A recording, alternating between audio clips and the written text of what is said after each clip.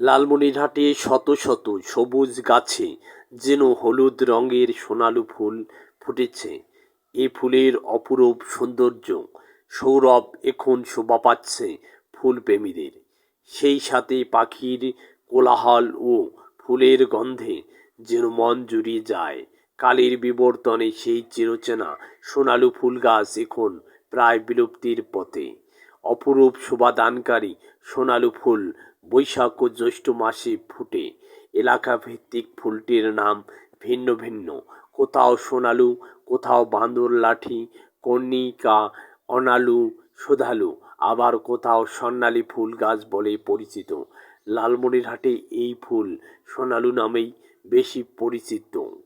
তবে হাজার হাজার বছর আগেও এ গাছ আমাদের উপমহাদেশে এও ছিল।